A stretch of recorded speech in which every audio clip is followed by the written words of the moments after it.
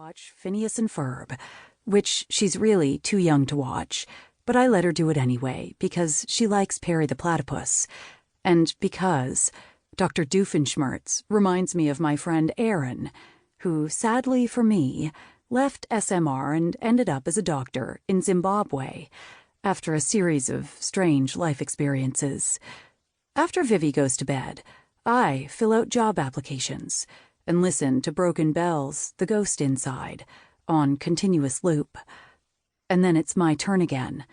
So on Tuesday, I'm taking a photo of a blood-encrusted, yellow, Italian leather boot at the top of Pan Point, trying not to get the blocky outline of my phone's shadow, with my headlamp behind it, centered in the picture. I'm planning to use the photo when I give mountain safety talks. I hate doing talks with stock photos. It's midnight at around 6,700 feet on the south side of Mount Rainier, and a snowstorm's in progress. But it's only a moderate, strangely warm sort of snowstorm.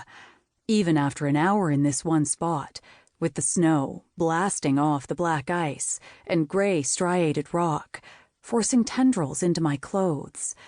Only now can I feel my buttocks starting to join the rest of my body in a coordinated, shivering effort.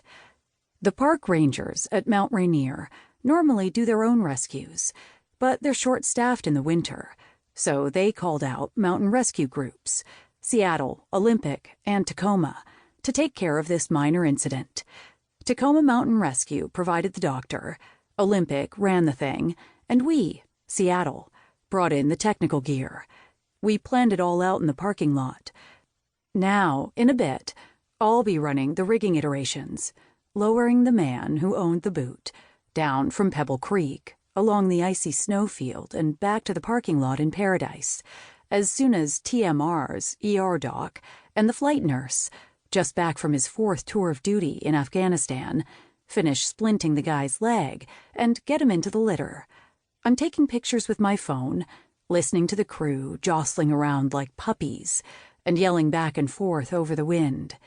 It's taking them a while to get the man into the litter, since I guess the leg injury is an open fracture with little bone fragments, and apparently stuff needs to be irrigated, and movement is difficult. He was hiking by himself, wearing ice walkers on his boots, descending from Camp Muir through rocks and a mixture of snow and ice when he slid about 50 feet, grappling with the snice, and then jammed his foot into a rock in order to stop. He stopped. Some really awesome skiers found him first.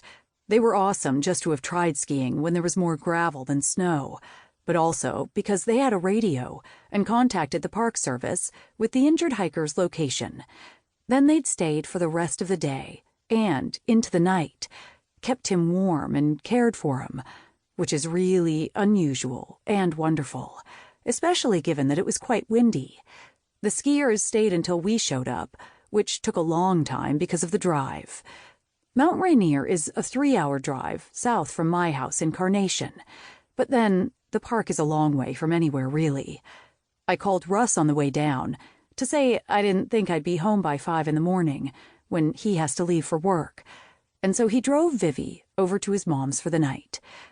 We got to the parking lot at Paradise around 10 p.m. and started heading up the mountain. On the way up, I had my crew of Seattle Mountain Rescue guys scout our descent route, planning when we needed to lower and finding our anchor spots to match the length of our extra-long rescue ropes.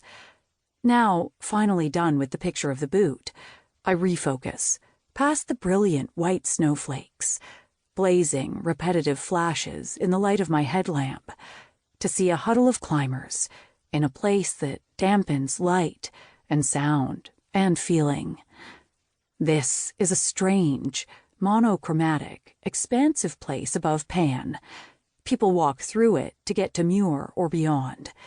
It feels vaguely ominous, not technical or towering, but flat and black, and with the snow falling like brushstrokes, roughly impressionistic. The sheer volume of the cold so easily leaves those who come here obtunded, forced to sleep, too numb to get away. This is where my friends are tonight.